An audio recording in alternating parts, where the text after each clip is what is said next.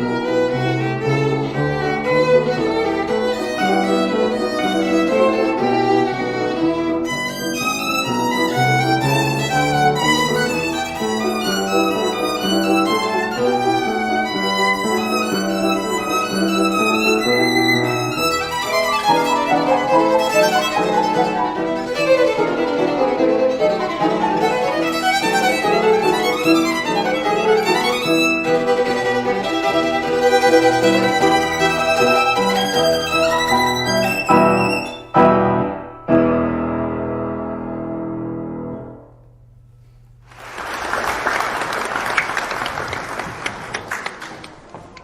bravo. That was Kevin Matheson performing the first movement of the Mendelssohn Violin Concerto. His accompanist was Judy Clark, and a very passionate and wonderful performance that was. I am not a judge, so I will leave the comments to our judges. And you're listening and watching virtual concert halls where we're giving young people a chance to perform and audition to play with one of the 4 orchestras that are part of this competition. And so I'm going to turn things over to our judges. I'm sure they have some comments to make, and we will introduce, I'll read their name. We have Dikran Atamian, I'm not sure who the 3 of you will lead this, and Georg Sargisian and Lisa Lehman. So gentlemen and lady, take it away and offer some advice. And Kevin will be listening very intently to what you have to say. May I speak first? Sure. Okay, just because I'm the non-instrumentalist in the room. Kevin, brilliant playing, beautiful, really. These situations are challenging, aren't they, when we're broadcasting and we're not there in the room with you.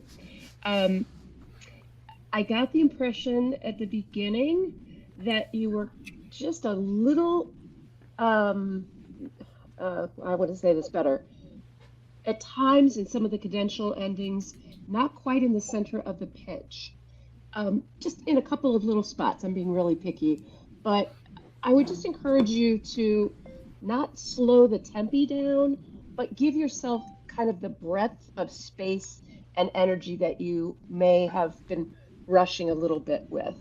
The orchestra will wait. Your conductors will be with you, especially in those moments that are your virtuosic moment. I really thought that the middle section was really lovely. I could hear it with orchestra, which was exciting. So thank you, Judy, for that too. But bravo. I'll let the others speak more. Thank you. Thank you. Garrett, Gevorg? No? Go ahead, The Dikran. stage Go is ahead. yours. Go ahead. You'd like me to? Okay, I'll go next. I think it's a very accomplished performance. Everything, is syntactically there. I would say the opening, Beethoven wrote over Opus 101, he wrote with the innermost feeling. And he said it in German. And now this is not Beethoven, of course, but I think this opening of this concerto really is one of the most personal statements in all the repertoire. It's so intimate and sweet. And I think that, first of all, it was well played, but I think I agree with the previous judge. I can't see the names. I'm sorry. Lisa, sorry. Yeah. It's okay. I like the way you said that, but I would go further a little bit. In other words, hold the longer notes longer and the shorter notes shorter. In other words, I can't sing, but it was too rigid rhythmically. It was dun da da da da da, absolutely in strict time. I don't think you want that, and you want to develop the tone between the notes, and how you get to the next note is very important. Not just nailing it, but how do you get there? I'm not suggesting sliding or anything, but it's an intimate thing. Much of the concerto, this movement, is a lot of passage work, and even there, I think it was a bit driven, I thought, just a little bit driven for this piece. Perhaps the last movement would, profit from that kind of approach a little bit more, but I feel it needs the breadth of, the space between the notes. Again, I repeat myself over and over, and you've got to hear the harmonies clearly in order to place those notes. In other words, if I go bum ba da dum, that's wrong for me. That note's too early. but bean da da da da da da da da. So that you can tag the whole phrase at the end with ba di da da da da. Then again holding ba da da da da ba beam, and that repeated note. You got to decide whether you want to go da da da dum ba dum or dee da da dum bum bum. You know, is the repeated note an entity in itself, or is the second note of the repeated note attached to the next note? Where does it belong? I think you have to think about your phraseology in relationship to what's underneath your solo part. Obviously, the orchestra, more aptly put, the harmony. And so if you do this throughout the whole thing, you'll get less of that in time. Well, I would say dull strict time. Rather than being dull and strict, it will be expansive and sensitive. And the tone, that was the other thing. It was a sound thing and a timing thing for me. This is on a very high level, by the way. I think you play the concerto, you play the hell out of it. There's no question. There are a lot of people that can't do what you just did. But nevertheless, I think you should think about this movement, Allegro Appassionato, more expansively. It's not a driven appassionata, but a more intimate yet powerful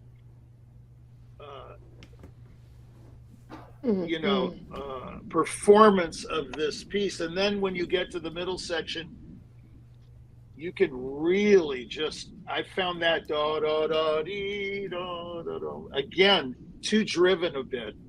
You could be more intimate and much, I would keep those three notes going to the top note, of course, but not so directly. You know what I mean? And the ends of some of the let's have some, enjoy those moments.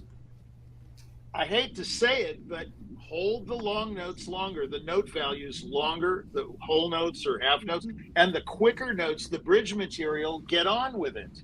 And you do. But you've got to have those moments of holding. You've got to hold us, capture our imagination. Okay? That's all I wanted to say. Kevin, before we get to our third judge, you have any comments for Mr. Atamian? No, thank you so much for your input. It's very helpful. Wonderful. Well, I hope so. I mean it in a very constructive way. It can be glorious, And our third judge, Georg Sargsyan in Saudi Arabia. Hello. Thank you, Kevin. Thank you very much. And Judy, thanks to you as well. It was very nice and very supportive, collaborative pianist. We shouldn't forget pianists as well. Kevin, look, I'll try to come from the perspective of a conductor, and instead of saying what is good, what is not good, because many things are obviously very good, I would rather we discuss it instead. I heard a lot of energy. If I don't hear, I just look at you and I don't have the audio, I would think you are playing either Khachaturian Concerto, Tchaikovsky, or maybe the third movement of Sibelius. If I don't hear it, there was this tremendous, I'm going to do it. For my liking, it was too powerful for Mendelssohn, which is not necessarily a bad thing. It can be an interpretation of yours, and I am totally with you. But because of that, I think because of that energy, there were certain things that what Lisa and Tigran just mentioned as well in terms of the retention of the notes and a little bit of unfortunate I don't even want to call it mishaps. It's just slips here and there, which is totally normal and happens all the time with all the musicians. So I'm not even focusing on that. What I wanted to focus on really the energy and your approach to this very dominant, it's like with domineering over the music. I also noticed that you are playing with because I'm trying to see you as a soloist, right? I'm the conductor, so I want to see you as a soloist with the orchestra. I was looking for that connection of yours with the orchestra. If you are playing the solo, what is your connection to the orchestra? Are we in the same synergy, in the same level? I didn't see all of it, but then again, you don't have an orchestra with you, although Julia did an amazing job. So that was my impression. But needless to say, it was very powerful, very good, and many things. And Cadenza, I can see it was a lot of many hours put in it, and I want to appreciate and thank you for the efforts. Thank you. Thank you. Kevin, any comments you'd like to make or questions you'd like to ask? Or No, thank you so much for the input. It's very helpful. To our judges, any other final comments about Kevin's performance before we move on to the music of J.S. Bach? Yeah, I'd like to say one thing. Maybe the question should be, how do you conceive this piece? Because what Georg and Lisa were saying, it's a matter of conception. Nobody's going to argue that it wasn't well played, but we want to go beyond that, right? So is it a Tchaikovsky? Is it a Brahms? Or is it this very, in a way, this is the hardest concerto, in a sense, for violin. Many violinists, including Shlomo Mintz, who I played with, and I think I haven't heard him in a long time. He was pretty phenomenal. And this is particularly his piece. He made his debut with Abado with it in Chicago.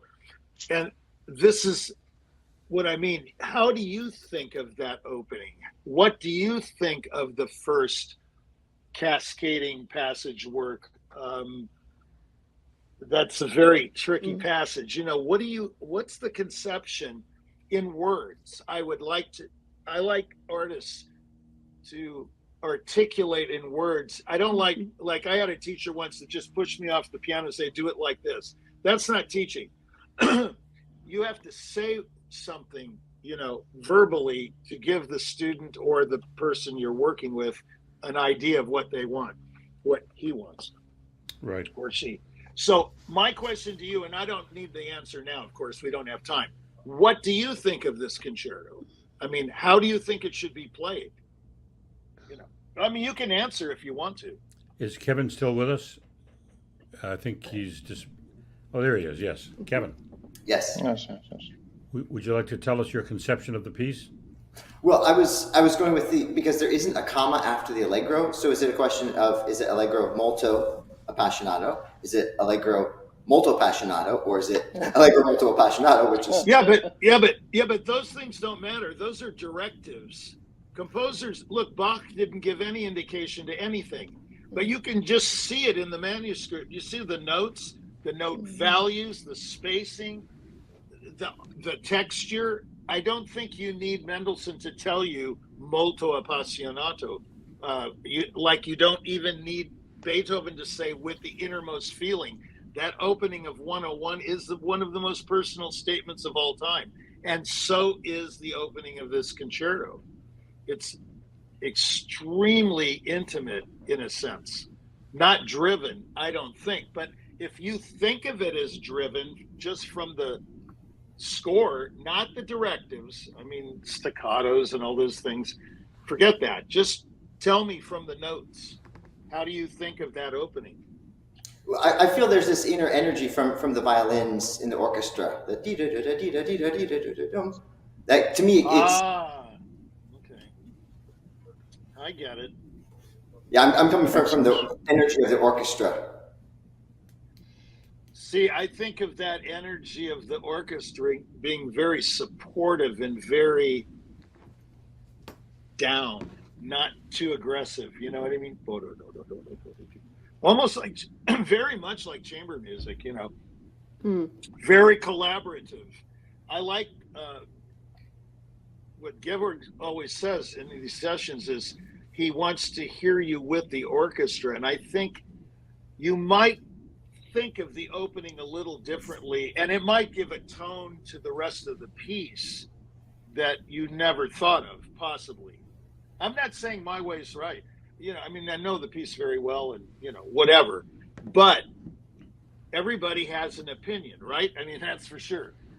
But I think here, this molto appassionato or appassionata, I don't know the marking.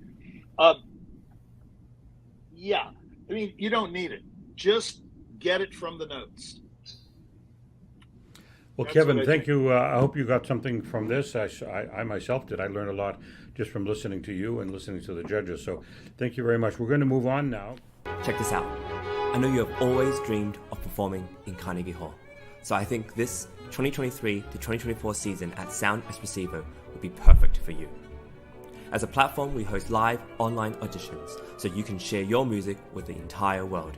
Then we send you to incredible in-person venues like Carnegie Hall so you can perform solo, as a duo, as an ensemble, and with orchestra. This year we have a total of 4 gala events at Carnegie Hall, as well as 4 different opportunities to perform with orchestras in the US, in the Czech Republic, and even in Egypt.